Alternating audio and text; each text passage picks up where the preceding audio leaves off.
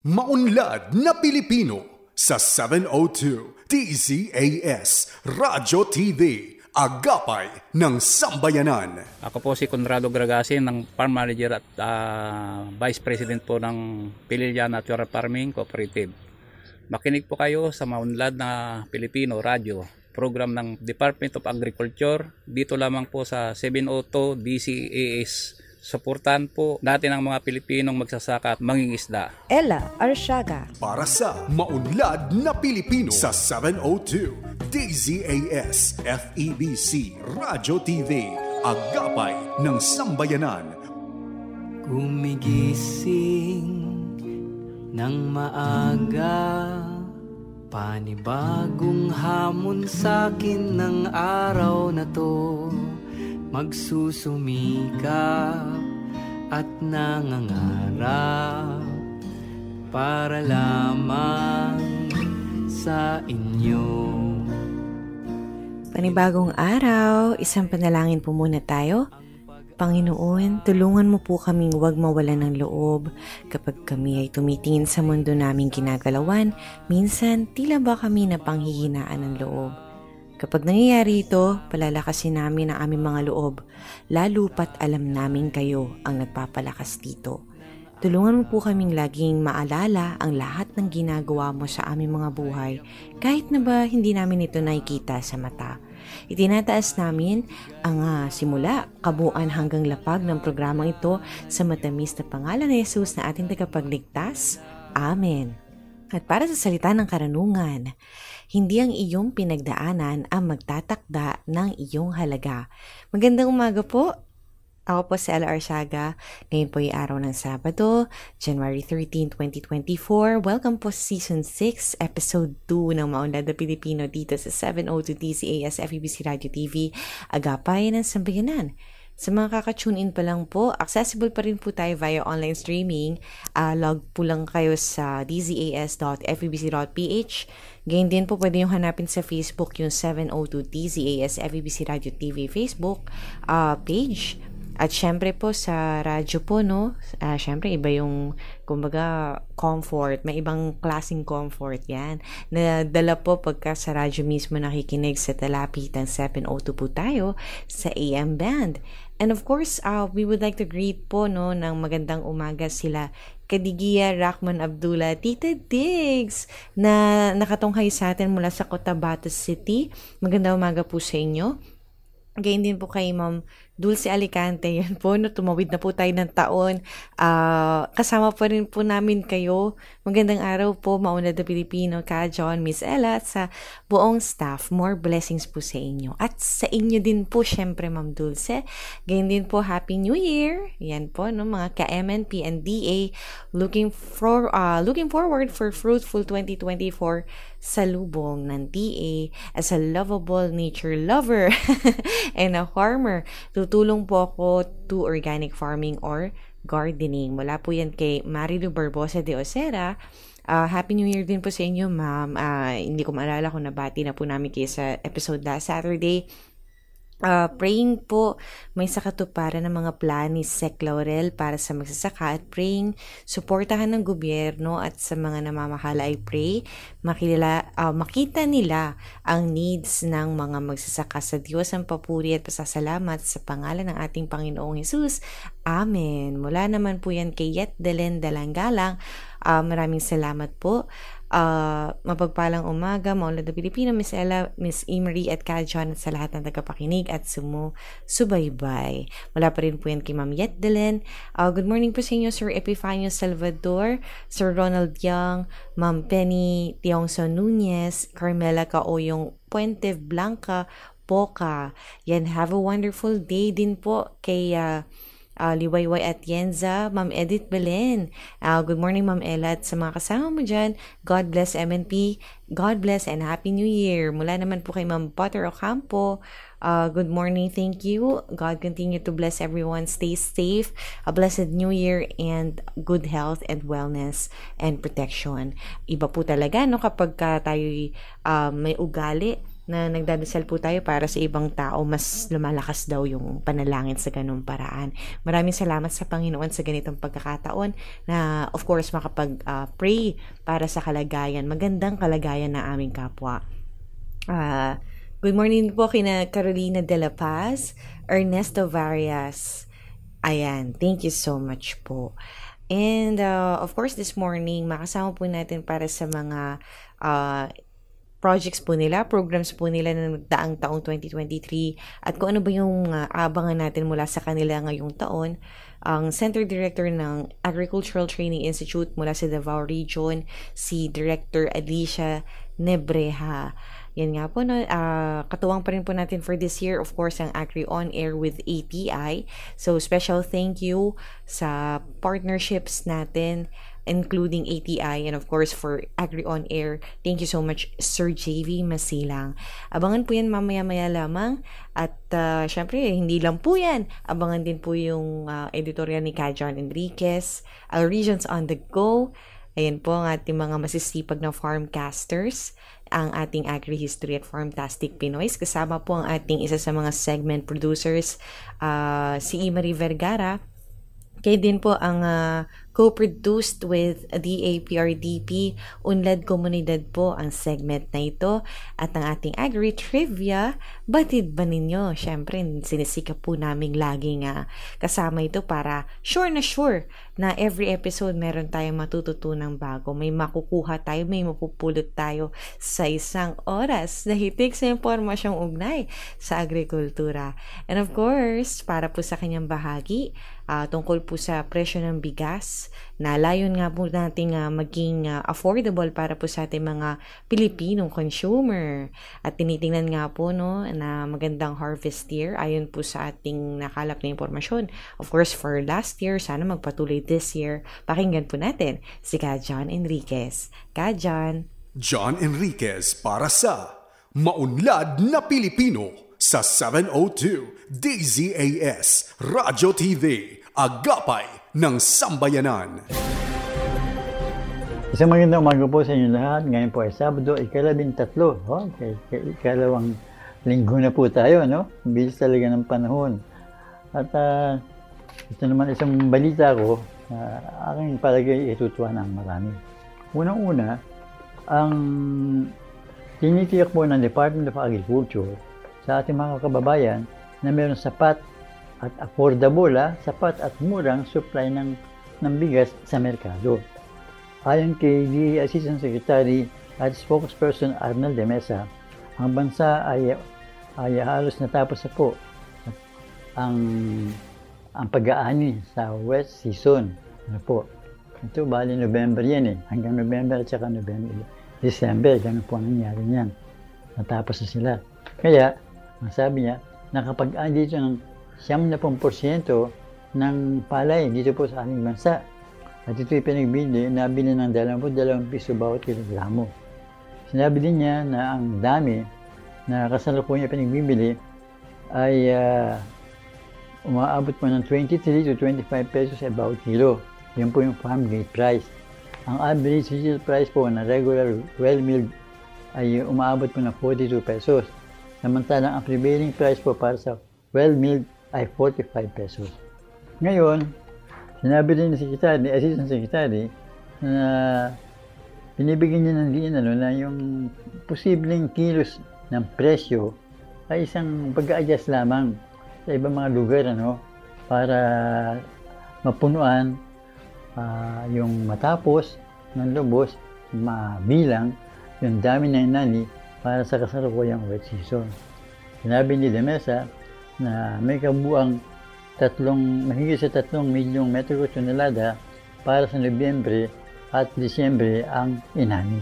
Yung pong inasahan.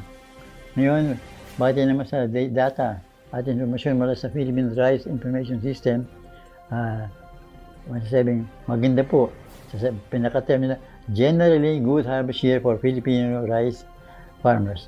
Maganda po ang produksyon at ani natin para sa palay.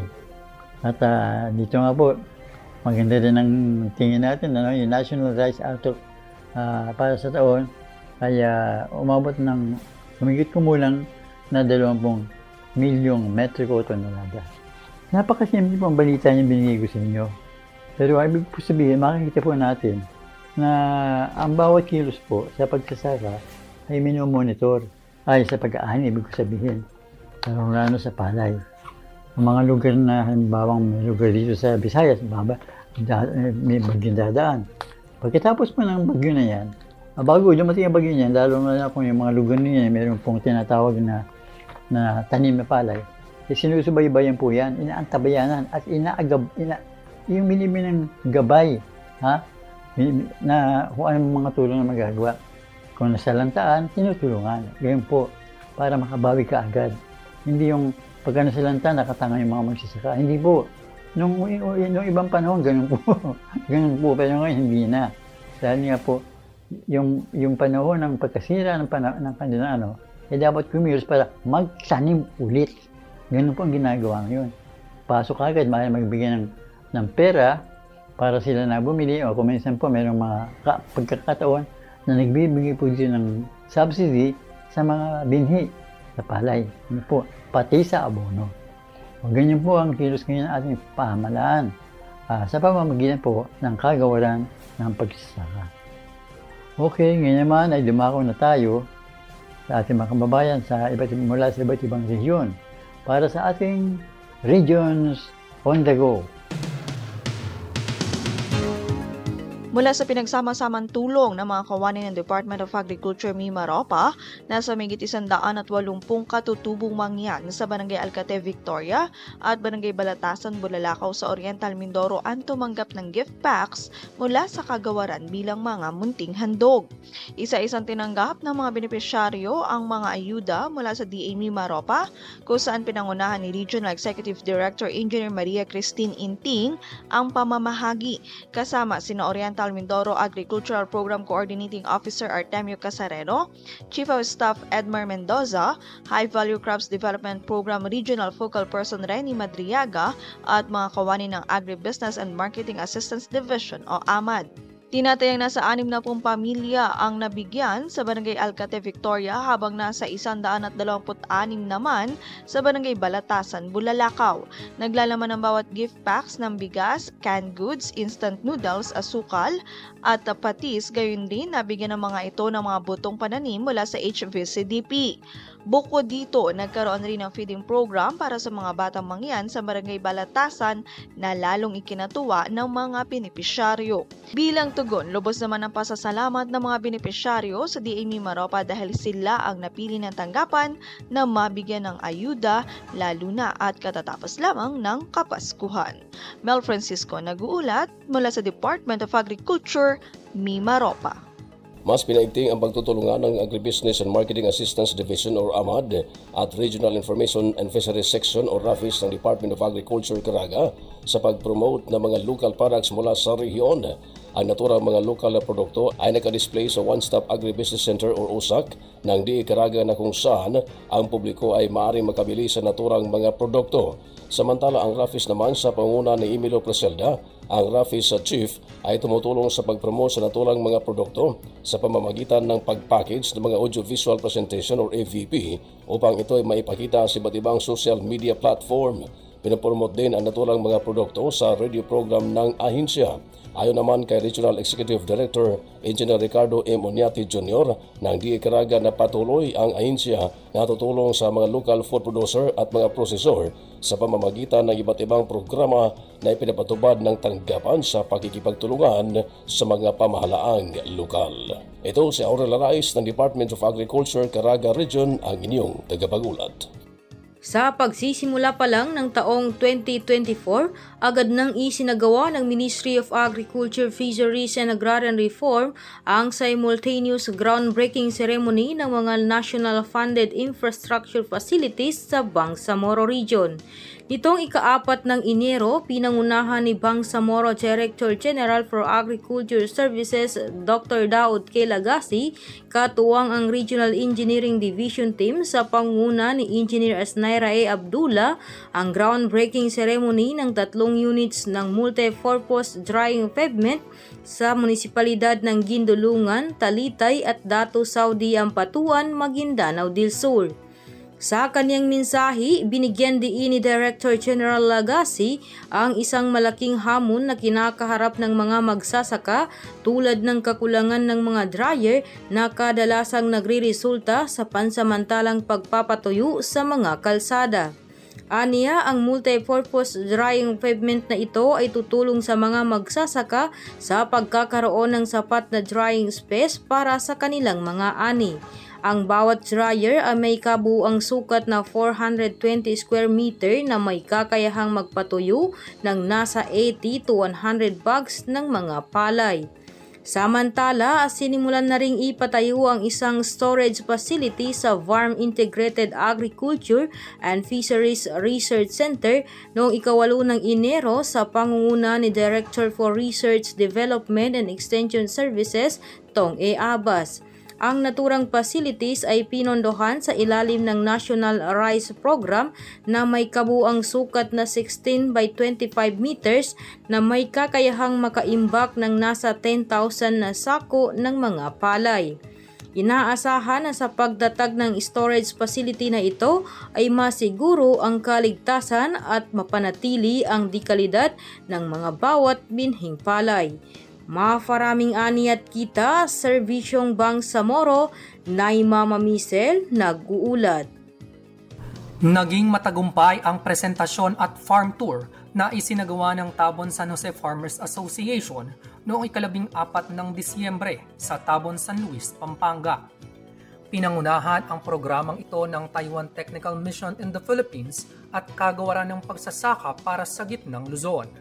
Layunin ng aktibidad na ito na mabigyang diin ang mga proyekto at maipakita ang tagumpay na naipamalas ng Tabon San Jose Farmers Association sa pagtatanim ng mga gulay at kung paano nila ito mas napalalago upang makapagbigay ng magandang kalidad ng gulay. Dinaluhan ang programang ito ng Sekretary ng Taiwan International Cooperation and Development Fund, Charles C. Lee, Ambassador ng Taipei Economic and Cultural Office in the Philippines, Wallace Chow, at Direktor ng Ministry of Foreign Affairs, Yu Ping Lien, na nagsilbing mga panauhin sa nasabing aktibidad. Magandang umaga sa iyong lahat. We are going to hear today is vast and far region. As the latest outcome of this project, nagbigay naman ang kanyang mensahe ng pasasalamat ang chairwoman ng Tabon San Jose Farmers Association na si Marlene Bernardino sa pagkakataong ibinigay sa kanila ng Taiwan Technical Mission at kagawaran upang maging bahagi ng Agri-Cluster Consolidation and Cooperation Project mula pa noong Hulyo taong 2022. Samantala sa isinagawang farm tour ay ibinida ng samahan ang kanilang mga pananim na gulay, kasabay nito ay ipinaliliwanag ang mga cropping techniques na kanilang ginagawa kung saan mayroon silang 4 na cropping rotation na pinaiiral sa kanilang taniman. Matapos ito ay nagkaroon naman ng presentasyon na pinangunahan ng specialist mula sa Agri-Cluster Consolidation and Cooperation Project, Tom Peng, at young farmer mula sa Tabon San Jose Farmers Association, Jessica Bernardino. Tinalakay nila ang mga pamamaraan kung paano inaalagaan ang mga pananim na gulay, cropping techniques, mga angkop na gulay para sa kasalukuyang klima o panahon, at pamamaraan para makaiwas sa pagkakaroon ng labis na peste sa pananim. It's the question in my mind. But here in Tabon, because I just want to say, because every season we discuss about the crop, what to do, what to plant. Every season, because every 3 months we change the crop. Every 3 months we need to take a decision. The right decision give us savings. Wrong decision, we will waste the project budget. So what are those key management or solution for the pest? So first is, number 1 is the flooding. First flooding we're not doing here in the or maybe here in the Philippines. So flooding also good to like cut of diseases of the soil and soil treatment, so it's really good. So we also have the burning and drenching with chemicals, and also we're using some microorganisms. Bilang pagtatapos ng aktibidad ay naghanda ang samahan ng Farm to Table Lunch para sa mga panauhin kung saan tampok ang iba't ibang Filipino dishes na ang mga pangunahing sangkap ay mula mismo sa kanilang taniman. Aldrian Balmelero, Agribalita, Central Luzon. John Enriquez para sa Maunlad na Pilipino sa 702 DZAS Radyo TV, Agapay ng Sambayanan. At sa bahaging ito, tunghayan natin ang tungkol sa San Pableño Coconut Festival na also ang Feast of St. Paul the Hermit, ang patron saint ng San Pablo City sa Laguna. Agri-history time na with Imari Vergara. Markahan na ang inyong mga kalendaryo at maging updated sa agriculture-related happenings dito sa Agri-History! Agri-History na! Ako si Imari Vergara para sa bahaging ito ng ating programang Maunlad na Pilipino. Naka-tune in kayo sa 702 DZAS, Agapay ng Sambayanan. Tuwing una hanggang ikalawang linggo ng Enero, ipinagdiriwang ng mga San Pableño ang Coconut Festival kasabay ng pista ni St. Paul the Hermit, ang patron saint ng San Pablo City, Laguna. Unang idinaos noong 1996. Ang Coco Fest ay binubuo ng indakan at kantahan sa mga kalsada ng San Pablo City, float parade, art competitions, pageants, at iba pang aktibidad na tiyak na sumasalamin sa mayamang kultura at tradisyon ng syudad.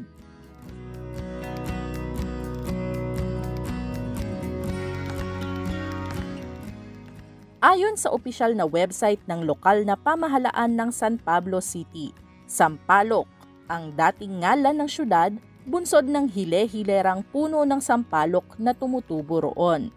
Mayroon itong sariling pagkakakilanlan, kultura at pamahalaang pinamumunuan ng isang gatpuno. Nakipagkalakalan ang mga taga-sampalok sa mga Tsinong napadpad sa lugar. Sa pagdating ng mga mananakop na Espanyol noong 1571, karamihan sa mga bayang nasakop nito ay na-convert sa Kristyanismo. Kabilang narito ang Sampaloc na pinangalanang San Pablo de los Montes sa ngalan ni St. Paul the First Hermit at isinailalim sa bayan ng Bae, Laguna. Dito na rin ipinakilala sa mga taga San Pablo ang pagdiriwang ng mga pista bilang relihiyosong kasanayan.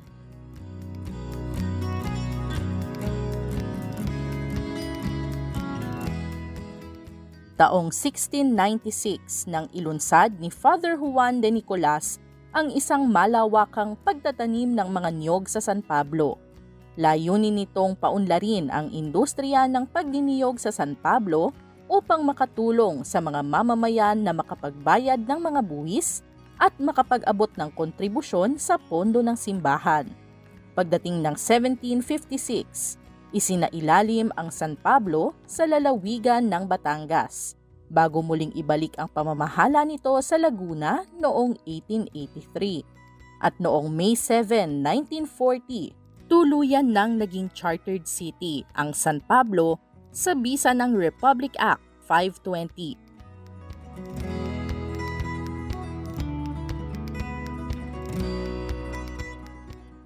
Sa ngayon, kilala ang San Pablo City bilang City of Seven Lakes dahil sa 7 lawang nakapaloob dito.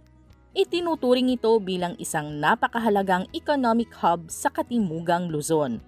Ayon sa ulat ng lokal na pamahalaan, may lawak na 19,756.04 hectares ang kabuoang land cover ng San Pablo City. 72.41% nito ay agricultural lands.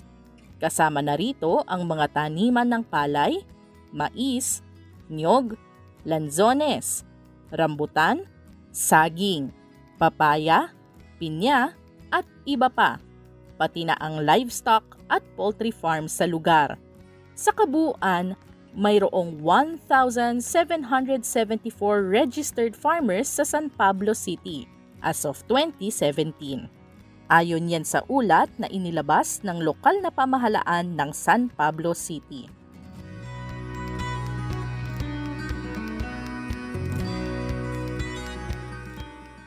Isang mahalagang pangyayari sa ating agri-fishery sector ang natutunan natin this week. Sundan ng Maunlad na Pilipino sa facebook.com/maunlad na Pilipino. I-like at i-follow rin ang Department of Agriculture sa Facebook at YouTube.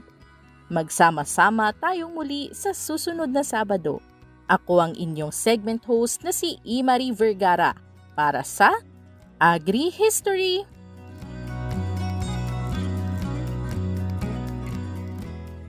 Ayan po ang bahagi ng Agri-History para sa umagang ito. Kayo'y nakatutok pa din dito sa MNP. Ella Arsiaga. Para sa Maunlad na Pilipino sa 702 DZAS FEBC Radio TV, Agapay ng Sambayanan. At sa ating panibagong taon, syempre makakasama pa rin po natin ang ating Agricultural Training Institute sa ating matagal na po nating kapartner ito, ang ating segment na Agri On Air. At amin pong ikinagagalak na makasama sa ating programang Maunlad na Pilipino, ang Center Director ng ATI sa Davao Region para pag-usapan po natin mga ka-agri ang ating pong mga review sa nakaraang taon at 2024 plans. Wala iba kundi si Center Director, si Director Alicia Nebreha po ng ATI Davao Region sa Barangay Dato Abdul Dadia, Panabo City, Davao del Norte. Magandang umaga po, Director Alicia. Welcome po sa Maunlad na Pilipino. Kamusta po kayo? Sige po. Hello, Miss Ella. Magandang umaga po sa ating lahat. Maayong buntag, Madayaw, Davao. At ATI Region is happy and honored to be part of this program.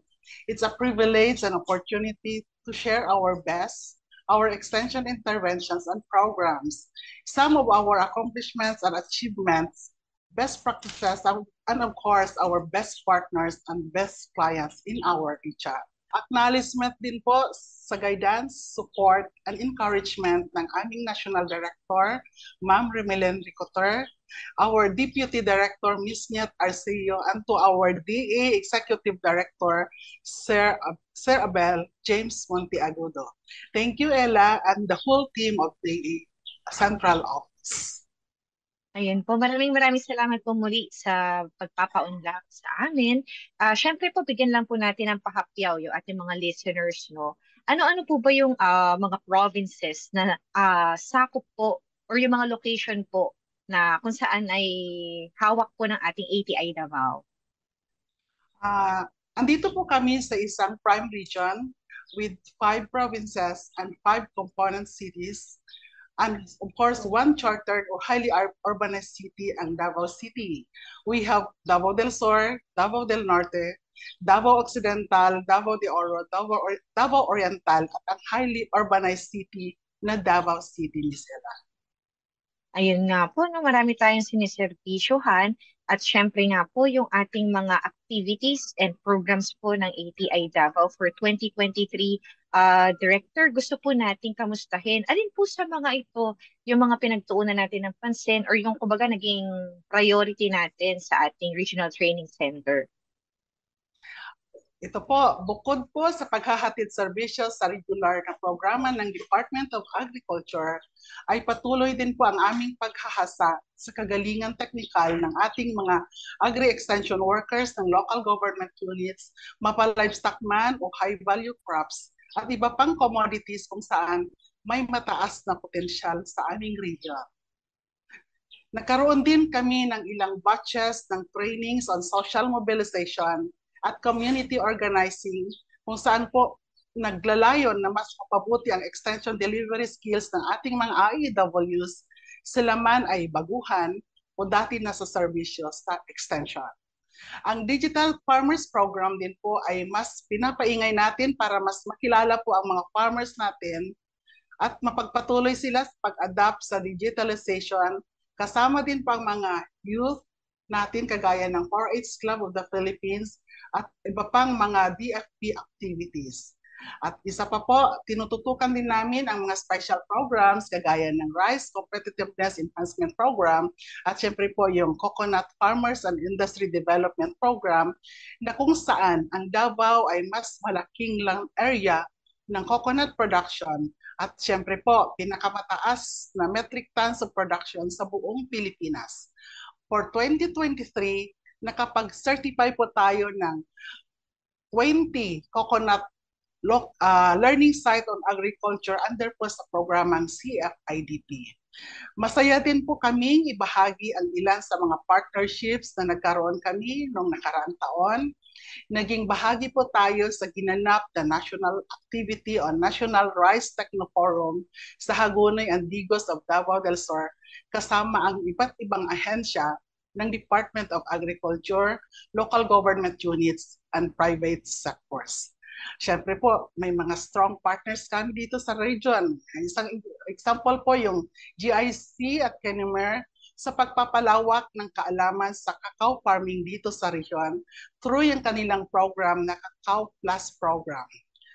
At naging bahagi din tayo sa mga exhibits, national and regional in nature, kagaya ng Dorian Congress, Cacao Congress, Davao Agri-Trade Expo ng Philippine Chamber of Commerce and Industry, at yung mga locally initiated exhibits and congress kagaya ng Lamdag exhibit at saka yung Info Caravan na isinagawa ng DA-AFED dito sa region.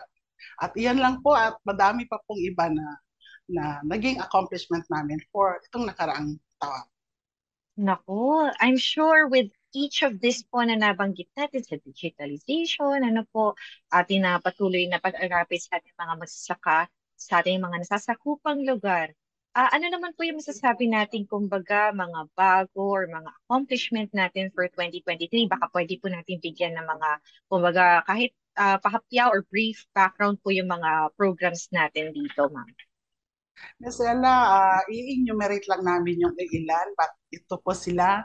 Marami kaming napagtagumpayan sa nakaraang taon. Sa katunayan po, naisagawa namin yung 118 na mga pagsasanay at 70 extension activities sa ilalim ng regular na programa at sa mga special na programa tulad ng RCEP at CFIDP.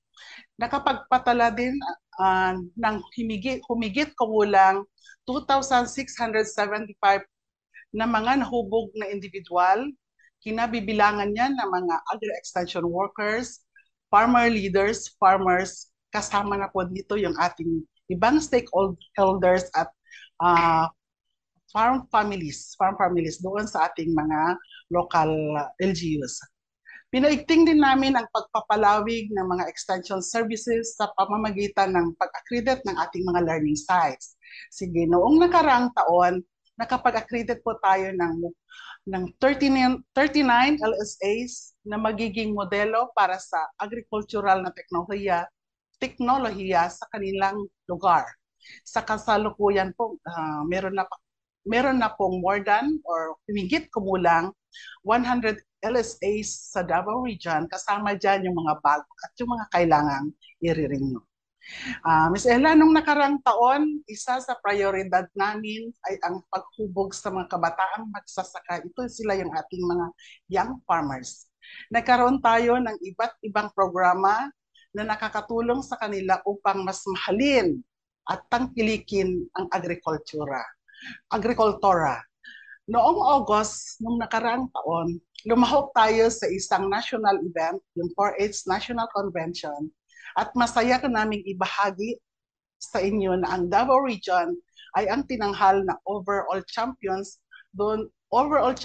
doon sa isinagawang mga project contest ng mga kabataan doon sa Region 6. Karagdagan yan, nakapagpadala din tayo ng 4 na kabataang scholars para sa ating internship program na kung saan Young Filipino Farmer Leaders Program, pinadala natin sila sa Taiwan at sa Japan. Sila ay pinapunta doon upang mas mahasa ang kanilang kakayahan sa larangan ng pagsasaka at even yung kanilang farming discipline na kung saan maa-adapt nila doon sa ibang bansa. Pagbalik dito, binibigyan sila ng pagkakataong mai-practice ang kanilang mga natutunan sa pamamagitan ng pagbibigay sa kanila ng startup fund para magsimula ng kanilang sariling agri-venture. Sa kasalukuyan po, meron tayong 11 scholars under sa Youth Scholarship Grant on Organic Farming.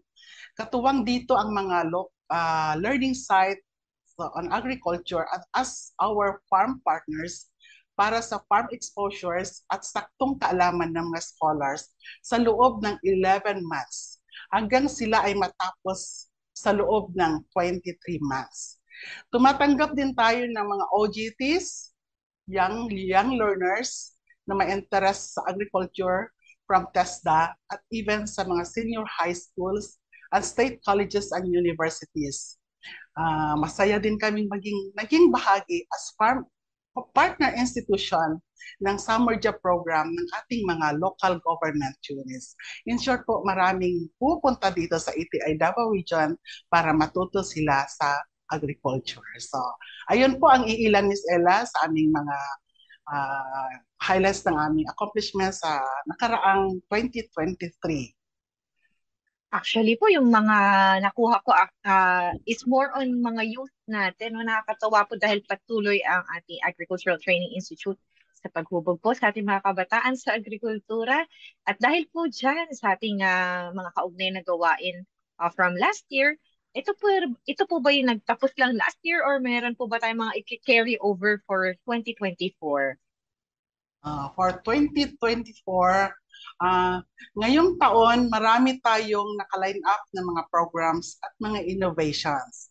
Sa katunayan, mayroon tayong 143 tentative total number of trainings and other activities for the entire year of 2024 at karamihan sa mga target participants natin dito ay farmer leaders and their families.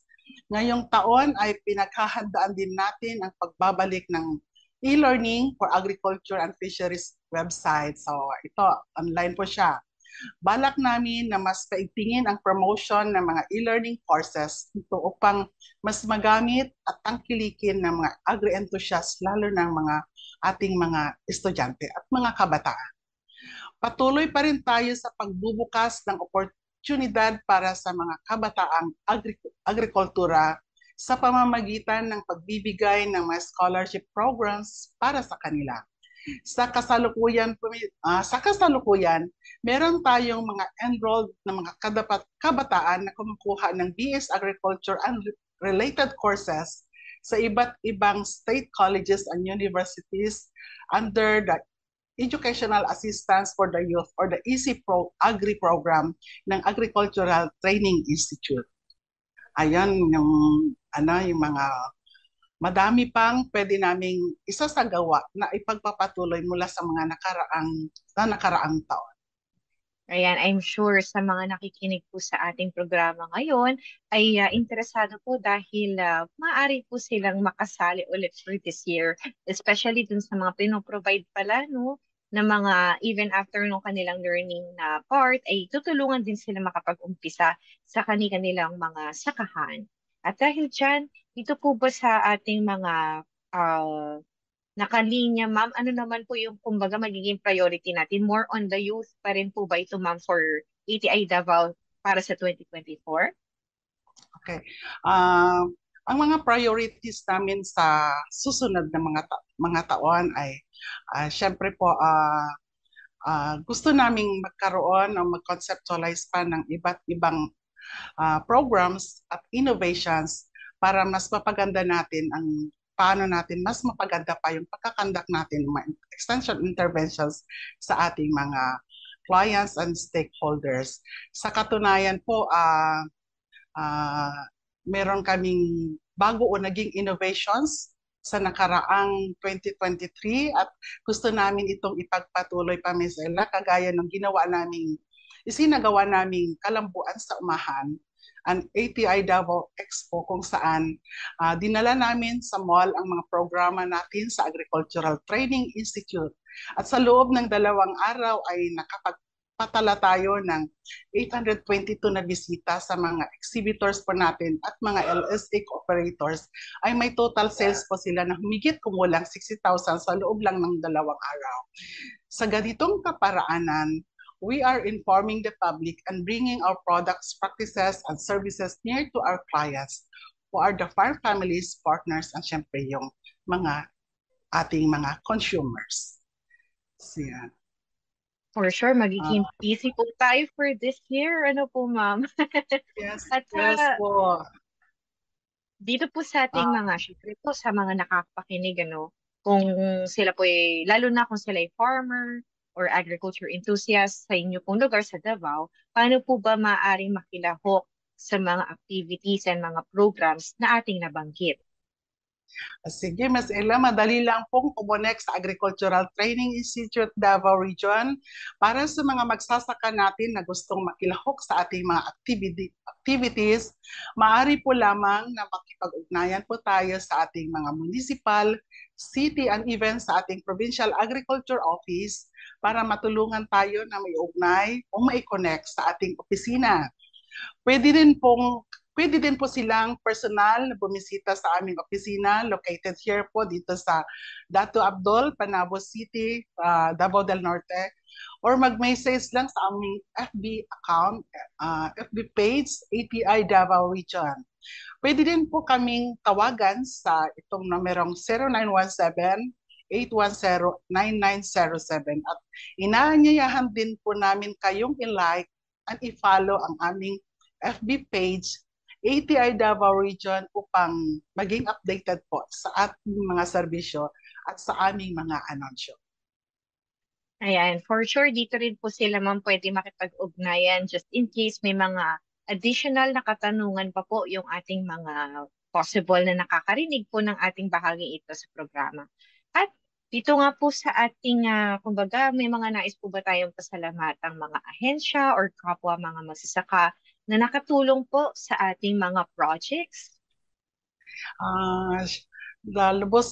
Lubos po aming pagpapasalamat at nais naming magpasalamat sa lahat ng nagiging bahagi ng aming mga programa noong nakarang taon at sa susunod pang mga taon, lalo ng mga kasama natin sa local government at even sa national government agencies. Asahan ninyo po ang aming patuloy na pakikipagtulungan sa pagbibigay ng mahalagang impormasyon sa larangan ng agriculture upang mapalawak pa ang kaalaman at kabuhayan dito sa ating rehiyon, Davao Region at sa buong Pilipinas po. Para sa mga minamahal naming magsasaka at nangingisda, lalo na po sa Davao Region at sa buong Pilipinas, maraming salamat din po sa inyong walang sawang suporta sa aming proyekto at lalong-lalo na sa interes na matuto ng mga bagong technology sa agriculture. Asahan ninyo na patuloy naming paigtingin at isakatuparan ang pagpapalaganap ng mga bagong teknolohiya at informasyon sa agrikultura. Patuloy tayong magtulungan at magtagumpay. Padayon po, makita-kita di hapon ta. Salamat ug dalaygon ang Diyos. Ayan. For sure, magkikita-kita tayo at masasama-sama muli sa panibagong taon na 2024. Maraming salamat po para po sa ating Center Director ng ATI Davao Region, ang ating pong Center Director si Ma'am Alicia Nebreha. Atin pong natunghayan ang kanilang mga naging review sa nakaraang taon at pagtatanaw po natin sa ating upcoming plans for 2024. Maraming salamat po sa inyong time. Ito po ang ating Agri on Air. Salamat, Ms. Ella, at sa lahat. Thank you. At narito po ang Unlad Komunidad muling hatid sa atin ng Philippine Rural Development Project. Makasama po natin si Sir Erickson Giyaw, writer po mula sa PSO North Luzon.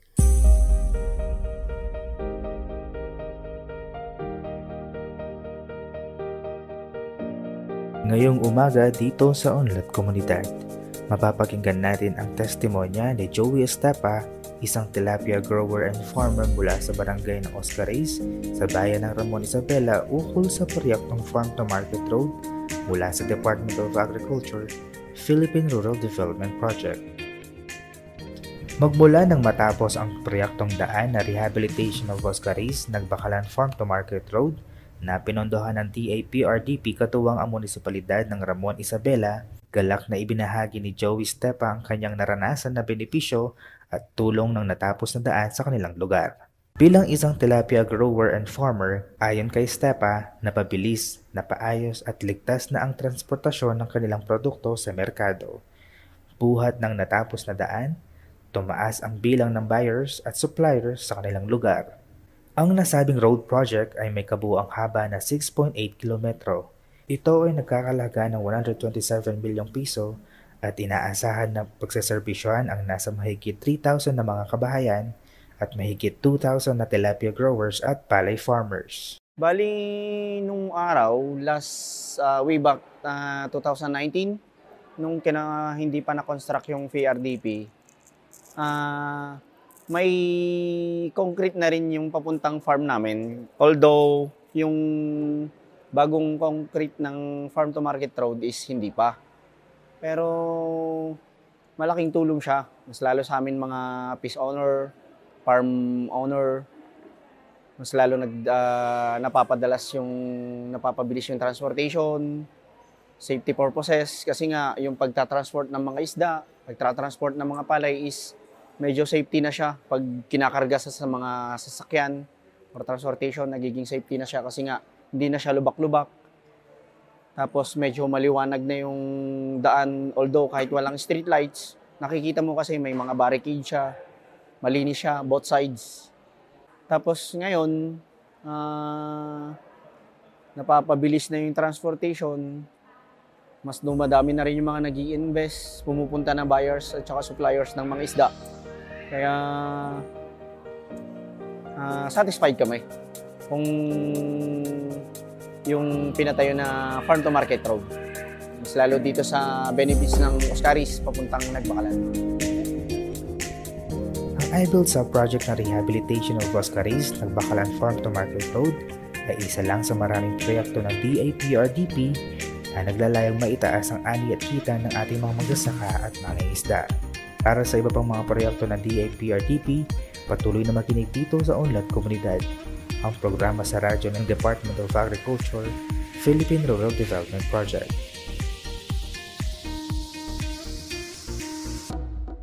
Maraming salamat po, Sir Erickson. Siyempre po, next week abangan po natin ang mga fresh episodes ng ating DAPRDP. Tutok lamang sa Unlad Komunidad. Ito pa rin sa MNP, sa 702 DZAS. At oras na para kilalanin naman natin ang ating mga natatanging Farmtastic Pinoy. Kasama po natin si Marie Vergara at papakilala niya sa atin si Elisa Lastimoso Francisco. Kilalanin ang mga natatanging Pinoy na may natatanging kontribusyon sa sektor ng agrikultura.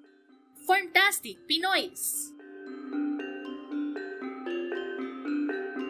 Oras na para sa ating segment na Farmtastic Pinoys. Kasama ako, si Marie Vergara. Ngayong araw, makikilala natin ang isang integrated coconut farmer na pinalalago ang kanyang farm gamit ang kanyang kadalubhasaan sa agham. Pakinggan natin ang kwento ni Elisa Lastimoso Francisco.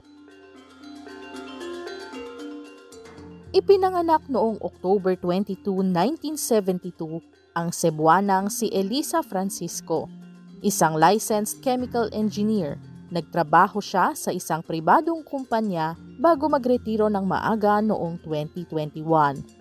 Taong 2007 nang ma-assign siya sa pagtatayo ng isang biodiesel plant para sa isang kumpanya na ang specialty ay pagmamanufacture ng coconut oil at iba pang coconut-based products. Ito ang nagsilbing daan upang maisipan niyang bumili ng lupa sa Sariaya, Quezon. Nang magretiro, tinutukan na ni Elisa at ng kanyang asawa ang pag-aalaga sa kanilang kalahating ektaryang integrated organic farm. Nag-aalaga sila rito ng mga native na baboy, kambing, manok at kuneho. Tinamnan din ito ng herbs at spices, halamang ugat, prutas, gulay at niyog na tall variety. Ang kanyang farm ay mayroong 30 puno ng niyog na namumunga ng 50 bunga kada puno kada 3 buwan. Mahalaga para kay Elisa na mapanatiling organiko at sustainable ang kanilang produksyon sa bukid dahil dito kinukuha ng kanilang pamilya ang sariwa at masustansyang pagkain. Ang mga sobrang ani naman ay kanyang ibinibenta sa mga litsyonan at pamilihan sa Quezon at Bulacan. Kabilang sa best agricultural practices ni Elisa ang paglilimita ng mga pumapasok sa kanilang farm upang hindi ito tamaan ng African swine fever. Nagtatanim din siya ng herbs at spices gaya ng wansoy, luyang dilaw at tanglad bilang organic pesticides. Gamit ang kanyang kaalaman at karanasan bilang isang chemical engineer, gumagawa si Elisa ng sariling organic fertilizers, fermented plant juice, fermented fruit juice, probiotics, oriental herbal nutrient at iba pa. Hinahalo rin niya ang niyog sa pagkain ng kanyang livestock at poultry animals sa farm. Ang coconut kasi, balanse yung kanyang fatty acid niya. Hindi siya yung saturated. Ito yung pinaka best na pakain mo dahil ang content niya ay meron siyang crude protein, meron siyang lipids, tsaka yung carbohydrates, tsaka other minerals na nandoon sa coconut. Lalo na kung kasama yung kanyang milk. So napakaganda. Kita mo yung sa baboy, healthy sila. Although yan ay panghalo lang. Meron pa yung ipapayan, soya, corn. Pero ang coconut talaga ay napakagandang niya. Alternative source na pagkain sa hayop. Bilang registered member sa National Coconut Farmers Registry System ng Department of Agriculture, napabilang si Elisa sa mga benepisyaryo ng Coconut Farmers and Industry Development Plan. Nakatanggap siya ng libreng training kaugnay sa organic agriculture production at makatatanggap din ng libreng hybrid coconut seedlings mula sa DA Philippine Coconut Authority. Lubos ang pasasalamat ni Elisa sa DA dahil sa mga biyayang natatanggap sa kabila ng kanyang pagiging baguhan sa larangan ng pagsasaka. Bilang isang nag-beneficiary din ako doon sa program ng DA. So malaking pasasalamat na merong gano'n ng gobyerno nagbigay. Nakakatulong dito sa mga farmers yon. So, malaking bagay, lalo na yung mga trainings na yan. Maganda. Yan si Elisa Lastimoso Francisco, Certified Farmtastic Pinoy.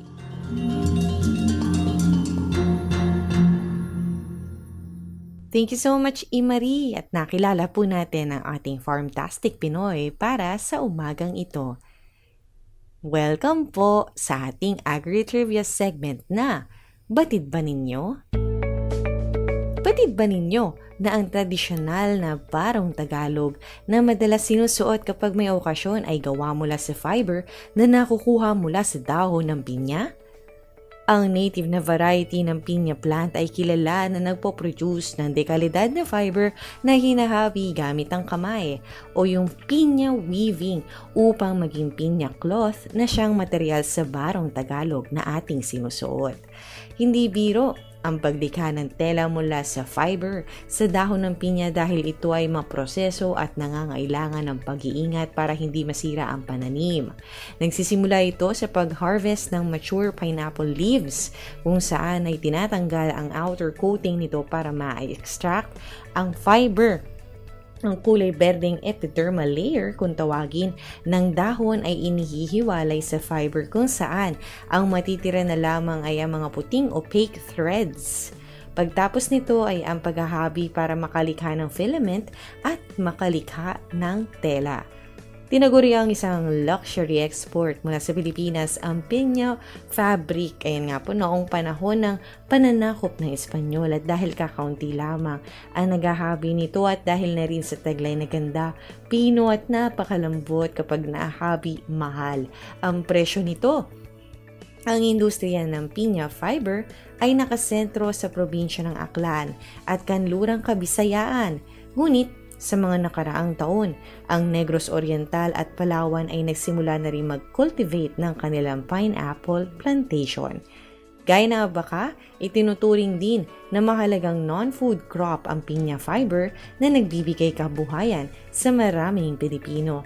Kaya naman, Abala din ng Philippine Fiber Industry Development Authority o PhilFIDA sa pagpapatupad ng mga programa para palaguin ang industriya ng fiber sa bansa. Kasama na rito ang Research for Development, Training and Extension Services, Production Support, at pagpapatupad ng regulasyon para sa ikauunlad ng fiber industry sa bansa. Ang PhilFIDA ay isang attached agency ng Department of Agriculture. Para sa karagdagang impormasyon kaugnay sa pinya, fiber at ang mga programa ng PhilFIDA, bisitahin lamang ang website nito sa www.philfida.ta.gov.ph. Ayan ang ating batid pa ninyo para sa araw na ito.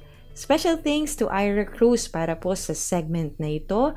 Muli, maraming salamat sa oportunidad na kayo'y aming mapaglingkuran ang MNPA programang pangradyo hatid sa inyo ng Department of Agriculture, Agriculture and Fisheries Information Division. Kajan! Ngayon po, narito ating pagkaan kaisipan para sa umagang ito mula sa Kawikaan Kabanata 4, Talata 14. Ang daan ng kasamaan ay huwag mong lalakaran. Ang buhay na masama, huwag mo ngang tutularan. Mula po sa DA, inyo pong napakinggan ang edisyong ito ng Maunlad na Pilipino dito po sa 7:00 DZAS FEBC Radio TV Agapay na Sambayanan na may himpilan sa Ortigas Center, Pasig City at kasapi po sa kapisanan mga broadcaster ng Pilipinas. Thank you so much po sa aming DZAS family na walang humpay po namin katuwang sa bawat episode na hatid namin sa inyo. Kita-kits po tayo ulit next Saturday 5 to 6 in the morning. And of course, sa mga katuwang sa programang ito, lahat-lahat na po, too many to mention. Kabilang syempre si Ka John Enriquez, Imari Vergara, Ira Cruz, at ako po, si Ella Arsiaga. Hanggang sa muli po at enjoy the rest of the weekend! Maunlad na Pilipino sa 702 DZAS Radyo TV, Agapay ng Sambayanan.